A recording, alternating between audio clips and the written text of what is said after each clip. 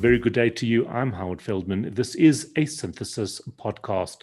Delighted today to be joined by the joint CEO of Capital Appreciation, Brad Sachs, as well as the managing director of Synthesis Technologies, Michael Shapiro. Hi, everybody. How are you? Hey, Howard. How are you doing? Thanks for having us. Great pleasure. So just off the back of the release of results, how are you feeling right now? Relieved. It's been a busy week. You prepare for it. You have the meetings. You then have follow-up meetings. You have interviews. But it's now behind us, and we can get back to business. So it's all good.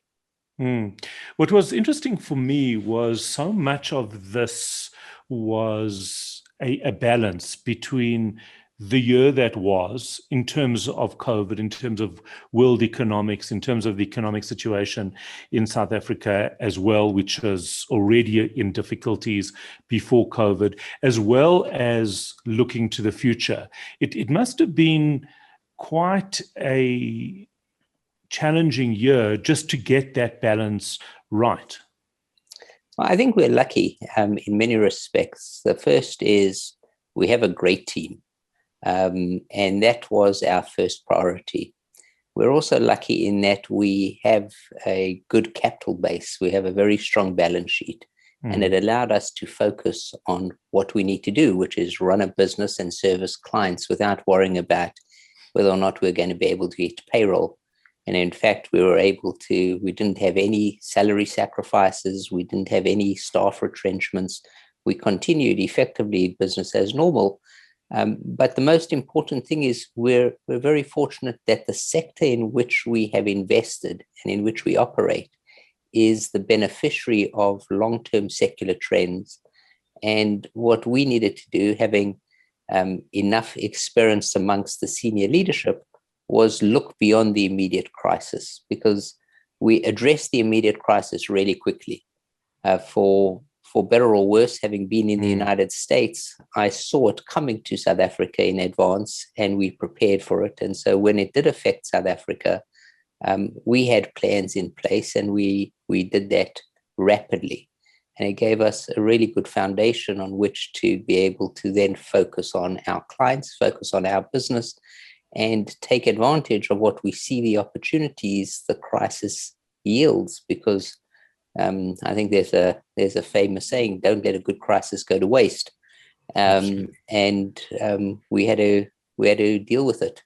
And you can't bury your head in the sand. Right? You have to stand up. You have to be counted. You have to make some really tough decisions. You have to implement them quickly, and you have to communicate them. And then most importantly, your leadership then needs to promulgate that through the organization. Right. So whether it's people like Michael, who did a really great job, or people within our payments division, Ben and Don, everybody really led by example. And that's tremendously comforting to us at the Capital Appreciation level. Before we chat to Michael, Brad, what were your highlights of the year? The highlights really relate to the successes that we were able to release from an operational perspective. We had a phenomenal success with Halo, launching that together with Nedbank, bringing that to market, not only as a product, but then also subsequent enhancements which have come to market. And getting recognition from Visa, MasterCard, and American Express, and creating what is a world-class, indisputable world-class product that has broad applicability, not only in South Africa, across the African continent, but elsewhere. In the face of really challenging economic environment in South Africa, we were able to continue to post growth in our payments business. We grew the number of people connected to our network by more than 80%. That's phenomenal, right? When you think about it, in the face of the issues that people were having to deal with, you aren't able to engage with customers on a face-to-face basis. And we are a high-touch organization. So we had to change our sales approach. Within Synthesis, we were able to continue to post solid growth. We were able to land new marquee clients. We were able to expand internationally. We have a case study that we presented of work that we were able to do in Hong Kong.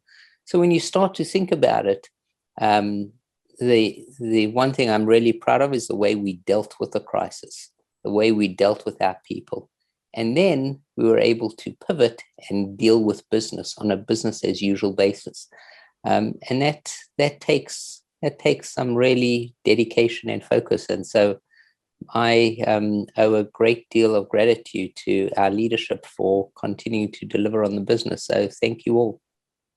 Let's chat on that note to the Managing Director at Synthesis, Michael Shapiro. Michael, the biggest challenge, or one of the most significant challenges, according to Brad, was moving from this high touch, from working directly with customers, often at customers' premises, all of a sudden to teams being disparate, everybody working remotely. How did you manage that process? Thanks. Yes, as you said, it's unprecedented, the challenges that we've faced this past year. I don't think anyone really anticipated them or could have planned for them. But one thing that is the hallmark of Synthesis as a corporation is that we are agile. We adapt. We focus on new ways of work. We focus on innovation. That's hardwired into the DNA of the Synthesis organization. And I think this challenge presented itself to us, and that DNA allowed us to really refocus the way in which we work. So very quickly, we had everyone working from home. The infrastructure that we use is all cloud-based and is all available remotely. So that was quite an easy transition for us. But the next step was to enable our customers to be able to interact with us in the same way. And that took a little bit of time as they had large workforces that needed to be set up in the same way that we were. But we really thought about it and approached it from an innovation way. We had our sales teams interacting with our customers in an online way. All of our customers were very receptive to that. We managed to run workshops using the online tools that promoted innovation and that promoted collaboration. So that again was quite a relief for us to see that not only were our teams up for the task, but all of our customers and partners embraced this way of work. And in a very short space of time, we were working efficiently. It isn't the same as sitting around a table or sitting around a whiteboard and workshopping an idea or consulting with a customer over coffee, which does have its benefits. But certainly, these ways of work gave some other benefits that were unexpected. Teams' productivity certainly increased. Software developers didn't have to face travel time. They now could work uninterrupted for large pieces of time. And that was hugely beneficial for them. So while we did see some downside in terms of face-to-face interaction and team interaction, we also actually saw quite a lot of upside in terms of productivity and in terms of collaboration, which online allowed us to achieve. In terms of sales cycles, was that impacted? So we've touched on it in the results presentation in the half year and again now for the full year results. We did have a short period of time, around about April, May of 2020, where our customers needed to stop, assess their projects. Were they essential projects or non-essential? I'm pleased to say that all of the synthesis-related projects were deemed to be essential projects. We work in the cloud space, in the digital and digital channel space, and those were projects where our customers really doubled down on the efforts to allow for cloud-based technology that's much more efficient for their teams to work in that way. It allows for remote access. And then also the fact that a lot of the work we do enables digital channels. And really under COVID, most customers would prefer, and some of them were forced in terms of hard lockdowns, not being able to visit branches. So that also gave further impetus to those digital channels projects. And we're seeing a lot of demand in this particular area as customers move to cloud and as customers embrace this digital way of interacting with their end users. In other words, the thing that's a little bit difficult to answer specifically is we've been led to believe that green lighting a project and spending money on a capital investment is a much more judicious and onerous process now internally. And so the own internal sign-offs of many of our clients have just by natural extension taken longer than they would have in the past. So if something would have taken 4 weeks from beginning to authorization, it's now maybe taking 6 weeks or 8 weeks. And that's going to create its own cadence. And so now we'll fit in with that cadence. Right, and I because think that now you've also already... added, Right. Now that gap has already been covered. created. Once it's covered Exactly. initially, then that just becomes the new cycle, really. Exactly right. Michael, one of the things that Brad mentioned was Halo. That, of course, was developed by Synthesis? Yes, that's correct. The Halo development team is part of our payment and crypto team. And as Brad pointed out in our results presentation, we refer to crypto as cryptography. These are the technical experts that focus on encryption that the card schemes, Visa and MasterCard, require. So that team has a wealth of experience in developing card-based activity. Our Keystone product is also developed by the same team that has a strong understanding of encryption technology, the payment card standard called PCI. And they were commissioned and in partnership with Nedbank, developed the Halo product that was launched by Nedbank July of 2020, and a phenomenal innovation which allows for an Android device, so it could be a Samsung or LG phone tablet, to act as a payment acceptance device. So most merchants will have a point of sale. That could be a piece of hardware. Everyone's familiar with the restaurant experience where a waiter will bring that point of sale device. You'll either tap the card or insert the card for payment and enter a PIN.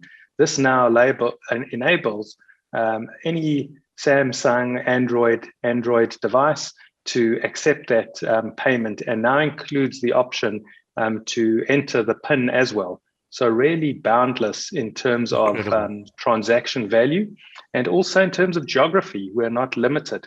Nedbank has rolled it out in South Africa. We're in discussion with other institutions in South Africa to roll it out, and also to roll it out globally through partners or through direct sales efforts. And incredibly empowering, isn't this? Because this really can change the lives, certainly in terms of the informal sector. There's so many aspects. Brad, you and I have had this conversation around the potential in Africa. This really fits very, very much into expansion and into that type of strategy, doesn't it? Yeah, it drives towards financial inclusion. So many people, let's talk about South Africa. SASSA has issued cards for many of the beneficiaries. The problem with those cards is they're not really accepted in rural or remote areas because there's just no payment infrastructure. The same is true in many African contexts. There is a payment instrument, but there is no payment acceptance device. So you have to, by default, go back to cash. And if you then drive people back to cash, you're not giving them the financial inclusion, which is what the whole objective is. So if you have a capability like Halo, you remove the capital cost barrier to creating an infrastructure acceptance environment and start to enable people to take advantage of financial services products that you and I and Michael and many other people who are banked get access to, that the unbanked don't. So truly a great innovation. Michael, is this part of a synthesis strategy, developing new types of technology and innovative ways to make the financial sector more attractive, easier to use, and more secure? Yes, very, very much so. And since the acquisition by Capital Appreciation 4 years ago, there has been a concerted focus for Synthesis to build up intellectual property assets, software assets, such as Halo. And those typically are investments that we make as we spot these opportunities for innovative technology that enables financial services nuance. And we invest in developing that and then look at marketing those. So there's certainly a focus. Halo is one of them. Keystone, which enables PIN management functionality for banks, also related to bank card to allow for PIN change or viewing PIN over a digital channel is another. And our regulatory technology products, the RegTech products focused on South African and rest of Africa banking institutions, is in that scope as well, where we've built up these software assets. And really the potential there can be quite boundless because we own that technology. We license it to end customers. That helps build our recurring revenue, annuity revenue base, and really builds up a strong portfolio and puts us in a spotlight that a lot of our customers are starting to be really receptive to these type of partnerships. It gives you the operating leverage that you look for in circumstances like this, where you make the investment once and then you get to generate recurring revenue over a long time horizon. Scale it. Yeah. Absolutely. Brad, I want to come back to you because I want to know your vision for the future, how the next year or so is going to play out. But I want to ask Michael that first question before I come to you. Michael, it's obviously impossible to say South Africa at this stage is in level lockdown 4. There's a fairly lackluster vaccine rollout, although it is happening. It's hard to predict from a physical perspective what is going to happen. But give us your dream, your vision for Synthesis over the next 12 months. Yeah, so it is interesting because I think you'd need a really special crystal ball to try and work out. Yeah, I don't even think it'll happen. Where we're sanitized going next. Crystal ball. Sanitized. Yeah, it's incredible. Looking back on the 12 months, what was. So yeah, looking forward, really enthused by the motivation, the positivity, the innovation that our team has. Working remotely, it could be a challenge that people are maybe disconnected. But we spend a lot of time, Howard, you do, you as head of people and marketing of Synthesis, we run interventions that once every 2 or 3 months, we meet up with all of the individual team members and just to understand how motivated they are and set up for success over this next financial period, gives me a lot of confidence. And it's as Brad opened up the conversation, we haven't had any retrenchments. We've had salary increases through this year. We've had a graduate recruitment program where we brought on 12 graduates, and that'll increase in the 2022 year.